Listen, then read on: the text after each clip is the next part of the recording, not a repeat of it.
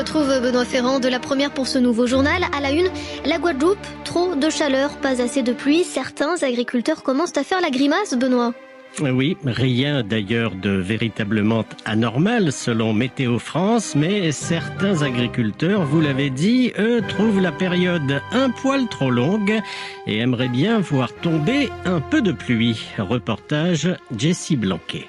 Ah ouais, il va pas pleuvoir ces jours-ci, je pense. L'eau manque cruellement dans le champ de Richard Bonfils, agriculteur lamantinois. Entre le confinement, le manque de pluie et le pic de chaleur qui assèche le sol de ses parcelles, il est préoccupé. Richard Bonfils a dû faire le choix de reporter le calendrier de la récolte de ses ananas afin de limiter les pertes. Contraint de s'adapter et de changer ses habitudes, Richard Bonfils a pleinement conscience de l'impact du réchauffement climatique sur son outil de travail. On constate que depuis un certain nombre d'années, on va dire depuis 4-5 ans, la pluie se fait de moins en moins aux périodes pluvieuses, je veux dire. Et moi, je me dis de mon côté que c'est dû au changement climatique. Il faut être juste et honnête. Nous, agriculteurs, nous le voyons. A priori, il ne sera pas utile de faire la danse de la pluie. La météo prévoit des averses dans les jours à venir. On reste en Guadeloupe, mais aussi en Martinique d'ailleurs, avec le retour aux Antilles de la compagnie aérienne Air Canada. Retour annoncé pour le mois prochain, le mois d'octobre donc, après 18 mois d'absence. Franck Aristide. Premier vol vers Pointe-à-Pitre le dimanche 31 octobre.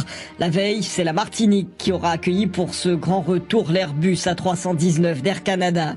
Depuis le début de la pandémie, la relation Air Canada et les Antilles vit des moments chaotiques. Dès mars 2020, avec le premier confinement, la compagnie avait été contrainte de suspendre brutalement ses vols. Quelques touristes et des étudiants étaient même restés cloués au sol sans véritable solution de retour, au point où les collectivités de Guadeloupe et de Martinique avait même dû affréter des avions. Depuis la fin de l'année dernière, de multiples tentatives de reprise ont eu lieu, mais à chaque fois stoppées par les différentes vagues Covid.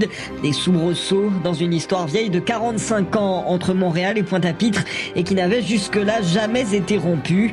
Reste désormais à savoir si d'ici la fin du mois prochain, le virus ne viendra pas à nouveau perturber les rotations, d'autant qu'à compter de novembre, Air Canada se retrouvera en concurrence directe avec Air France sur cette destination.